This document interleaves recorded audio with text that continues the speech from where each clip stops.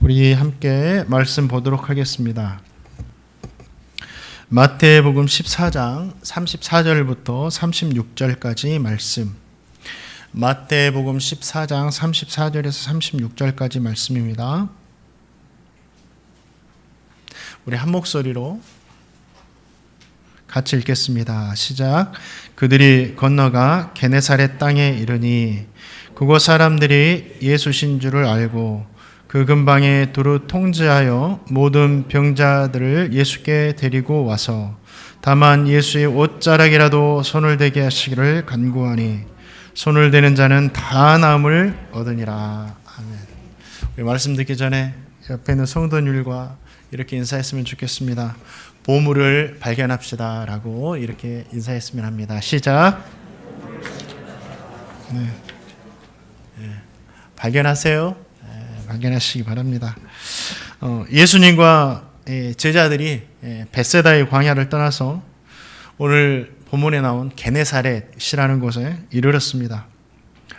그곳에 이르자 사람들이 예수님을 알아보고 예수님이 오셨다는 소식을 두루 이렇게 지역에 알렸습니다. 이 소식을 들었던 사람들은 각종 병자들을 주님께 데리고 나와서 예수님께 치유함을 받았다라는 말씀이 오늘 본문에 기록된 말씀입니다. 예수님께서 게네사렛에 가시고 그곳에서 치유하시는 정말 짧고 간단한 말씀이 기록되어 있지만 오늘 말씀에는 저와 성도님이 절대로 놓쳐서는 안 될 귀한 신앙의 은혜가 있고 교훈이 담겨 있는 말씀입니다. 오늘 말씀을 통해서 정말 우리 성도님들에게 가장 필요한 하늘의 부활을 발견하는 귀한 시간 되시기를 주님의 이름으로 축원드립니다. 오늘 말씀을 통해서 저와 성도님이 명심해야 되는 것이 있습니다. 뭐냐면 순종하는 자에게, 주의 말씀을 붙들고 살아가는 자에게 고난이 있을지는 모르지만 실패는 없다라는 거예요.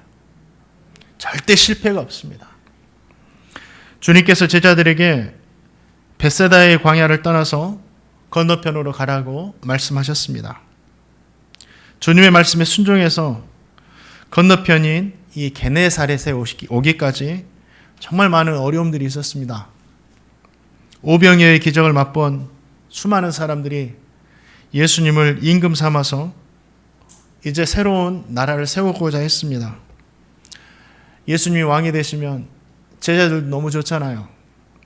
그런데 주님께서 그 자리를 떠나라고 하시니까 너무 건너편으로 가기 싫은 겁니다.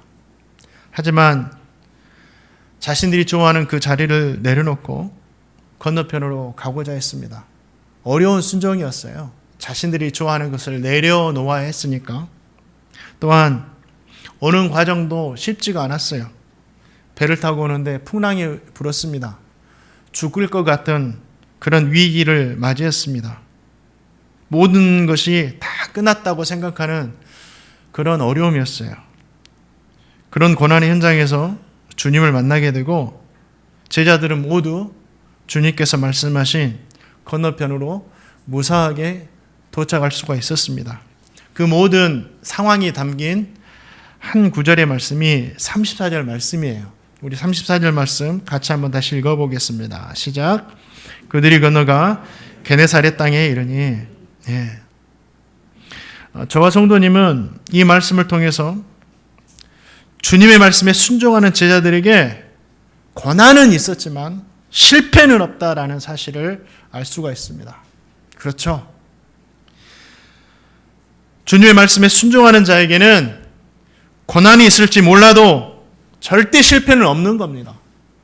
왜냐하면 반드시 이루어 주시는 주님의 은혜가 말씀 안에 있기 때문이에요. 저와 성도님이 이 말씀을 믿는다면 정말 말씀에 따라서 순종해 갈 때 실패가 없다라는 이 말씀을 믿는다면 주님을 믿고 말씀에 순종하며 살아가다가 고난을 만날 때 절대 낙심하거나 돌아서지 마시고 끝까지 믿음의 길 걸어가시기를 주님의 이름으로 축원드립니다.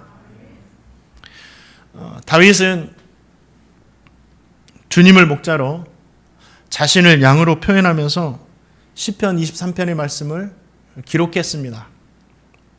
그 시에서 다윗은 목자 되신 주님께서 양된 자신을 결국은 쉴만한 물가와 푸른 초장으로 인도하신다라고 고백하면서 시를 지었습니다. 오늘 아침에는 우리 모두가 시인의 마음으로 다윗이 지었던 시를 한번 읊어보기를 원합니다. 자, 시편 23편 1절에 4절 말씀 다 같이 시인의 마음이 되세요. 시인의 마음으로 한번 읽어보겠습니다. 시작. 여호와는 나의 목자시니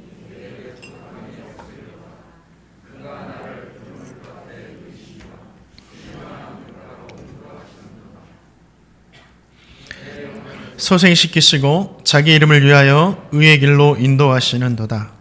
내가 사망의 음침한 골짜기로 다닐지라도 해를 두려워하지 않을 것은 주께서 나와 함께 하심이라.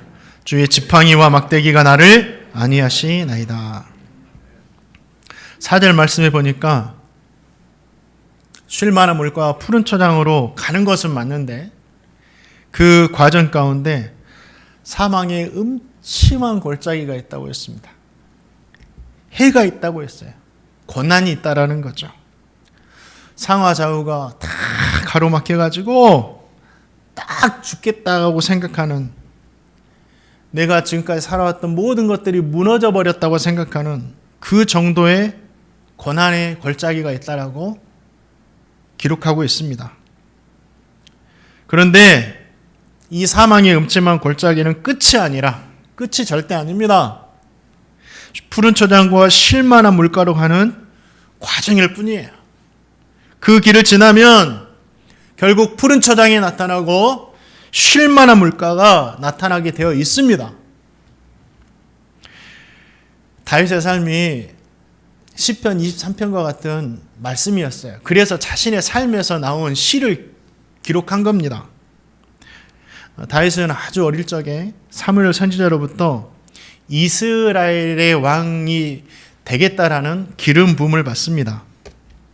하나님께서 다윗의 중심을 보시고 그를 이스라엘의 왕으로 기름을 부어서 예정하신 거죠. 그런데 하나님께서 선택하시고 사무엘 선지자가 기름을 부었다고 해서 곧바로 다윗이 왕의 자리에 오른 것이 아닙니다. 기름 부음 받은 나이가 15세 정도 되는 그 나이였습니다. 다윗이 기름 부음을 받고 15년이 지나서 30세의 나이로 이스라엘의 왕이 됩니다. 하나님의 뜻에 따라서 결국은 이스라엘의 왕의 자리에 오르지만 15년이라는 시간, 짧게는 10년이라는 시간은 10년입니다. 그가 시에서 표현한 사망의 음침한 골짜기와 같은 시간이 바로 10년의 시간이었어요. 해가 가득하고 고난이 가득하고 자신이 살아왔던 모든 것들이 다 무너져 버렸다는, 아무것도 보이지 않는, 소망을 생각할 수 없는 시간이 10년의 시간이었어요. 그 시간을 어떻게 맞이하게 되냐면 어느 날 다윗이 아버지 심부름을 받고 전쟁터에 있는 형들을 만나러 가게 됩니다. 이 전장에 가보니까 블레셋과 이스라엘 사이에서 전쟁을 하는데 블레셋에서 골리앗이라는 장수가 나와가지고 막 이스라엘 군대를 모욕하고 하나님의 이름을 거들먹거리면서 능욕하는 겁니다. 그런 소리를 듣고도 골리앗이 너무나 대단하니까 이스라엘 군사들이 두려워 떨면서 아무 말을 못하는 거예요. 그런데 이 어린 소년 다윗이 하나님을 능욕하는 이 소리를 참을 수가 없는 겁니다. 그래서 자신이 자원하여서 내가 골리앗과 싸우겠다라고, 하나님의 이름을 능욕하는 저놈을 물리치겠다라고 나선 거죠. 그래서 저와 성도님이 아는 대로 물맷돌을 이용해서 골리앗을 쓰러뜨립니다. 이를 지켜보던 이스라엘 군사가 사기가 올라가지고 그날 블레셋 군대를 다 물리치죠. 승전하고 돌아오는 그 이스라엘 군대를 보면서 여인들이 노래를 합니다. 그 노래의 내용이 어떤 거냐면 사울 왕이 죽인 자는 천천이고 다윗이 죽인 자는 만만이다, 이런 노래를 불러요. 그런데 사울 왕이 듣기에 그 노래가 심기가 불편했습니다. 그래서 그때부터 다윗을 주목하여 보고 시기하고 질투하고 결국은 다윗을 죽이려고 합니다. 다윗이 죽어야지만이 내가 모든 존경과 사랑을 받겠구나. 그때부터 고난이 시작돼요.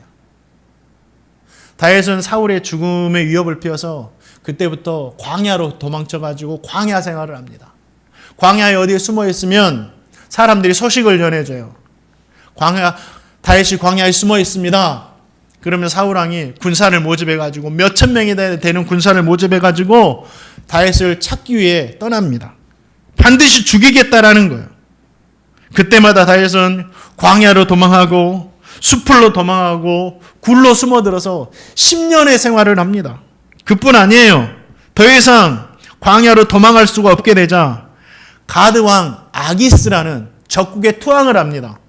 그런데 아기스에게 갔는데 그 아기스의 신하들이 다윗을 알아보니까 위협을 느껴요. 그래서 벽을 막 그적거리면서 침을 자신의 수염에 지지를 흘리면서 미치지 하면서 목숨을 부지하고자 살아갔던 사람이 누구였냐면 다윗이었습니다. 10년이라는 시간 동안 사망의 음침한 골짜기 같은 시간을 보낸 거예요. 그런데 다윗은 그 시간이 끝이 아님을 알고 있었어요. 왜입니까? 하나님께서 자신에게 기름을 붓고 이스라엘의 왕으로 세우신 것을 믿었기 때문이에요. 이 시간이 끝이 아니다. 반드시 하나님의 뜻은 이루어지고 나에게 이루어질 것이다. 이 믿음이 있었어요. 그래서 그 시간을 견딜 수 있었습니다. 결국 그 모든 고난의 시간이 끝나고 다윗은 하나님의 기름 부음처럼 그의 믿음처럼 이스라엘의 왕이 됩니다. 이 이야기는 다윗만의 이야기가 아니에요. 요셉이라는 사람도 있었죠. 하나님이 큰 꿈을 꾸게 하십니다.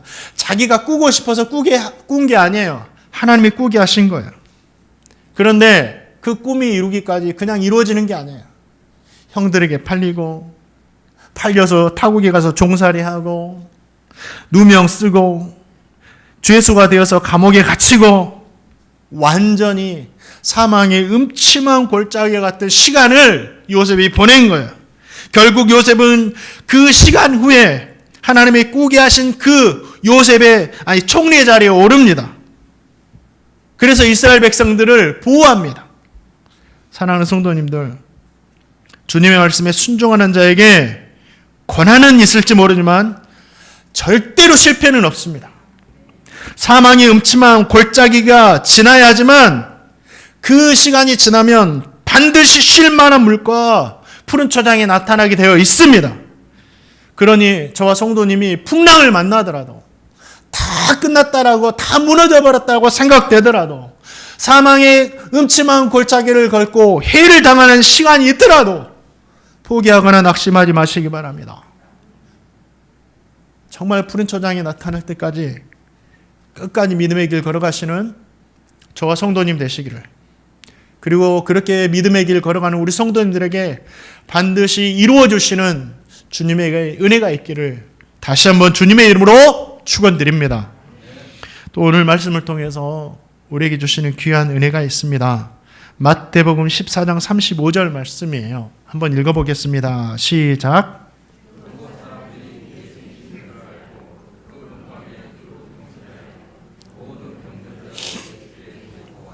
아멘.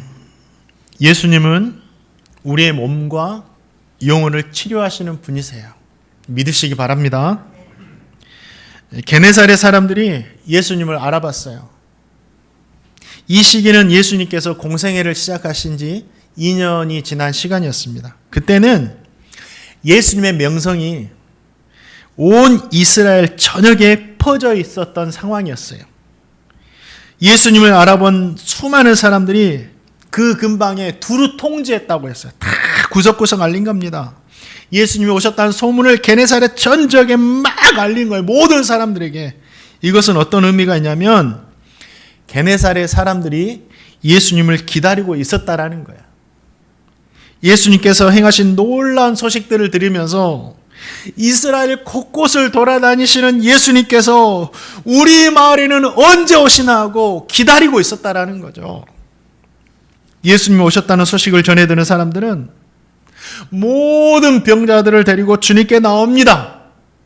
여기서 기록된 이 모든 병이라는 말은 단순히 육체적인 질병만을 말하지 않아요. 이 단어가 도덕적으로 악한 자, 그러니까 영적으로 죄를 지은 죄인들을 말합니다. 그 사람들도 주님께 나온 거야.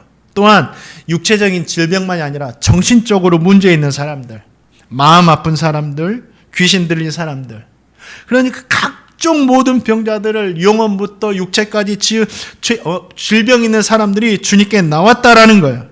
그런데 그들이 가지고 있는 질병은 단순한 병이 아니었어요. 병이 너무나 심각해가지고 스스로 주님께 나오지 못하니까 어떻게 해요? 사람들이 데려 나올 정도의 그런 중한 질병이었어요. 이건 사람이 고치기가 어렵고 고칠 수 없는 질병이었다라는 뜻이죠. 36절 말씀해 보니까 다 나음을 입었다라고 말합니다. 주님께 나오는 자는 다 나음을 입었다. 주님께서 그들이 앓고 있었던 이 중한 질병을 다 치유해 주신 거죠.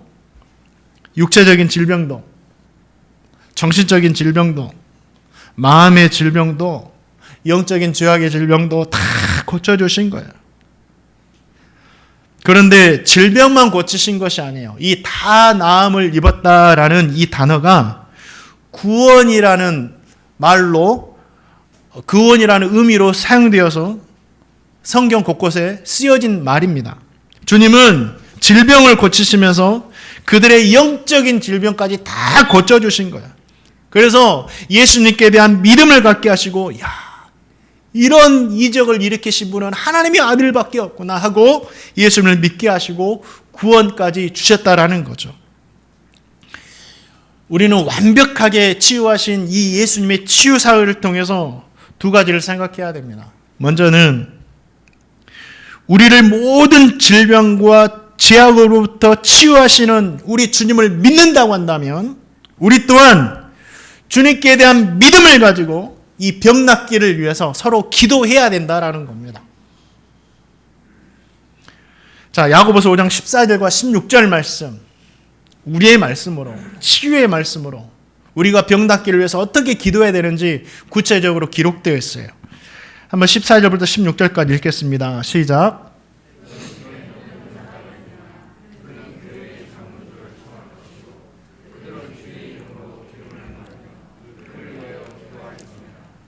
믿음의 기도는 병든 자를 구원하리니 주께서 그를 일으키시리라. 혹시 죄를 범하였을지라도 사심을 받으리라. 그러므로 너희 죄를 서로 고백하며 병이 낫기를 위하여 서로 기도하라. 의인의 간구는 역사하는 힘이 큼이니라. 아멘. 이 병 치유를 위해서 기도할 때 역사하는 힘이 크기 위해서 우리가 해야 될 것이 있어요. 우리가 서로 병 낫기를 위해서 기도할 때 그 일들이 정말 큰 역사가 일어나기 위해서 해야 될 게 있습니다. 오늘 말씀에 다 나와요. 무엇이죠? 먼저는 우리가 의인이 되는 거예요. 왜? 의인의 기도가 역사하는 힘이 크니까. 의인이 된다는 거예요. 예수 믿고 하나님의 자녀가 된다는 거예요.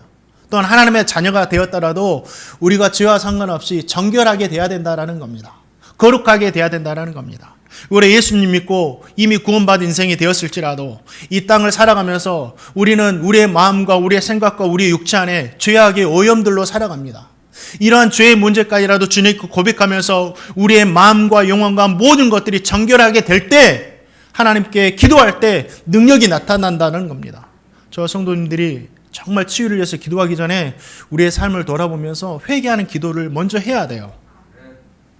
또 한 가지는 기름을 바르고 기도하라고 그랬어요. 이 기름을 바른다라는 것은 의료적인 치료를 말합니다. 당시에도 의료적인 치료를 하면서 주님의 이름으로 간구를 했어요. 의사의 도움을 받는다는 것은 믿음이 없는 행함이 아니에요. 건강한 믿음입니다. 올바른 믿음이에요. 그래도 이 시대에도 우리가 몸이 아프면 의료적인 도움을 받으면서 기도해야 된다라는 거예요. 우리가 우리의 정결함을 위해서 기도하고 의료적인 행함을 받으면서 이제는 어떻게 해야 돼요? 주님의 치유하심을 놓고 주님의 은혜를 놓고 주님의 돌보심을 놓고 이제는 기도해야 된다라는 거예요. 그럴 때 하나님께서 크신 역사를 이루어 주신다라는 거죠. 성도님들, 제가 기도할 때 저에게 능력이 있는 게 아닙니다. 치유하시는 분은 우리 주님이세요. 치유하시는 주님의 영역까지 제가 하려고 하니까 저는 기도를 못하는 거죠. 치유하시면 주님께 맡겨놓고 과감히 기도하는 겁니다. 주님께서 치유해 주시니까. 이 시간에 저와 성도님들이 기도해야 돼요. 마음이 아프세요? 정신이 아프십니까? 육체가 아프십니까? 우리 영혼이 병들어서 죄악의 문제로 고통하십니까?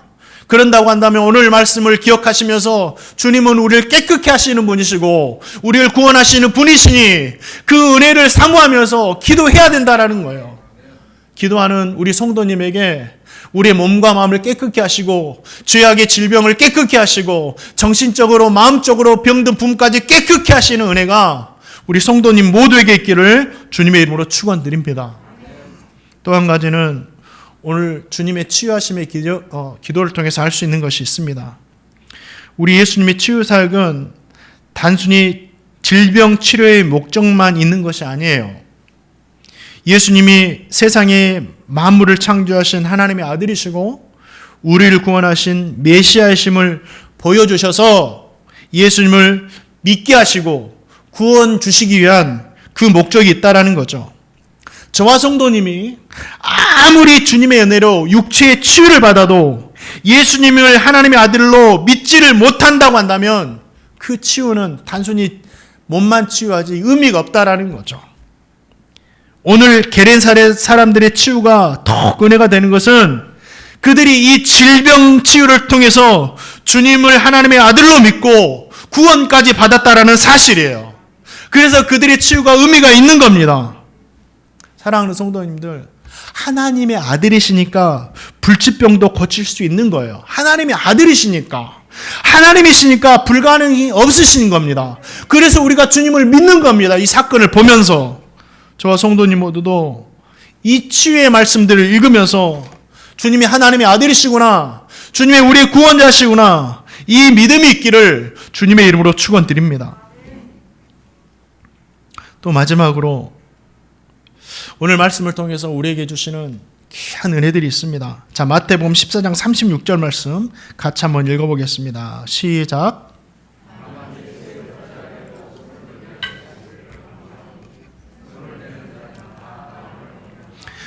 주님은 우리가 믿음으로 간청할 때 응답해 주시는 거예요. 성도님들, 믿음으로 간청하세요. 간절히 간구하는 겁니다. 얼마나 주님 오시기를 사모했을까요? 우리 마을에는 언제 오시나? 우리에게도 주님의 은혜 받을 사람들이 너무 많은데, 주님의 은혜가 필요한 일들이 너무 많은데 주님 언제 오시나? 이 간절함, 그 간절한 마음으로 주님 오시자마자 주님 앞에 간구하는 그 기도에 주님께서 응답하시는 거예요. 게네사렛 사람들은 주님께 병자들을 데리고 와서 뭘 간구합니까? 주님의 옷자락이라도 손을 댈 수 있도록 간청했습니다. 주님은 그 간구를 허락하여 주셔서, 그래, 너의 믿음이 그렇다면 내 겉옷을 만져라, 내어주셨어요. 이 사실을 통해서 알 수 있는 것이 있죠. 주님은 간구한 대로, 우리의 믿음을 보시고 간구한 대로 응답하시는 거예요. 이 이야기는 다르게 응답하실 때도 있어요. 어떤 백부장이 주님께 나가서 자신의 하인이 사랑하는 종이 병들자 주님 좀 고쳐달라고 간청을 합니다.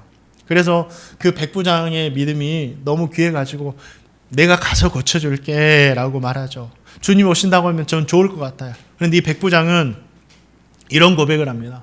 주님께서 우리 집에 오신 것을 저는 감당하지 못하니까 지금 말씀으로만 해주세요. 우리 병든 종은 우리 집에 있지만 이 장소에서 말씀으로만 해주세요. 말씀으로만 하셔도 우리 종은 나을 수가 있습니다. 그렇게 믿음을 가지고 기도하니까 우리 주님께서 어떻게 해주세요? 정말 그 간청을 들으시고 말씀으로 해주십니다. 말씀으로. 그래, 나아라 선포해 주세요. 그래야 질병이 치유되는 거죠. 또 이와 다르게 마태복음 9장에 보니까 한 관리가 와서 예수님께, 주님, 내 딸이 방금 죽었는데 주님이 오셔서 손만 대주시면 죽어도 살겠습니다. 우리 집으로 빨리 오셔서 손 좀 대주십시오라고 믿음으로 간청하니까 주님께서 그 집을 찾아가셔서 소녀의 손을 잡아 일으키십니다. 뭐예요? 손만 대주시라고 그 믿음으로 간청하니까 가셔서 손을 대주시는 거예요. 오늘 말씀해 보니까 어떻게 하십니까? 겉옷만 만지게 해달라니까 또 그렇게 기도하시는 거예요. 주님은 간구하는 대로 간구한 대로 응답 주시는 분이세요. 말씀으로만 해달라니까 말씀으로 해주시고, 손대 주시려니까 손대 주시고, 주님 만지고 싶다니까 만지게 해주시고, 간구하는 대로 응답해 주시는 분이에요. 그러니까 저와 성도님도 은혜를 받고 싶으면 방법은 여러 모양으로 주님께서 은혜 주실 수 있어요. 중요한 것은 방법이 아니라 믿음이에요. 주님께서 믿음을 보시고 역사하시니까. 다 믿음 보신 거예요. 방법을 보신 게 아니라 믿음 보신 거예요. 주님께서 말씀으로만 해도 되겠다라는 믿음, 그 믿음을 보시고 진짜 말씀으로 해주셨죠. 주님께서 손을 대주시면 낫겠다 하는 그 믿음을 보시고 손을 대주신 거죠. 주님의 겉옷만 만져도 낫겠다는 그 믿음을 보시고 어떻게 해요? 손을 대라고 해주신 거예요. 사랑하는 성도님들, 우리 주님은 우리의 믿음을 보시고 역사하세요. 그래서 간청할 때 뭐라고 하십니까? 내 믿은 대로 될지어다. 내 믿은 대로 될지어다 하시는 거예요. 무엇을 구하든지 어떤 방법으로 구하든지 주님께 대한 믿음을 가지고 믿음대로 간구하셔서 응답받고 살아가시는 저와 성도님 되시기를 주님의 이름으로 축원드립니다. 믿음이에요. 마지막으로 우리의 신앙이, 저와 성도님의 신앙이, 잘 들으세요. 저와 성도님의 신앙이 누군가에게 길이 됩니다. 누군가 나를 보면서 따라올 수 있다는 거예요. 명심하셔야 돼요. 게네사렛 사람들은 예수님의 옷자락에 손을 대기를 간구했어요. 그들에게는 어떤 믿음이 있었죠? 예수님의 겉옷만 만져도 낫겠다라는 믿음이 있었다라는 거죠. 정말 아름다운 신앙이에요. 저에게도 그런 간절함과 믿음이 있었으면 합니다. 그런데 이들이 어떻게 이런 신앙을 가지게 되었을까 생각해 봅니다. 어떤 주석가들은 혈루증 앓던 여인의 믿음에 이 사람들이 영향을 받았다라고 설명을 합니다. 혈루증 앓던 여인.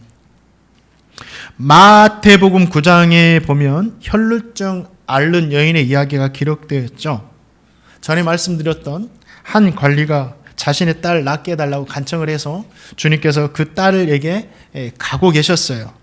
그 길에 12해 동안 12년 동안 혈루병으로 고생하던 여인이 있었어요. 그 여인은 예수님의 길을 걸어가시는 예수님의 뒤로 가서 예수님의 겉옷자락을 만집니다. 예수님의 겉옷자락을 만져요. 어떤 마음으로 만졌을까요? 이 여인이 게네사렛 사람들과 똑같은 심정이었어요. 자, 마태복음 9장 21절 말씀 읽어보겠습니다. 이 여인의 심정이에요. 읽겠습니다. 시작.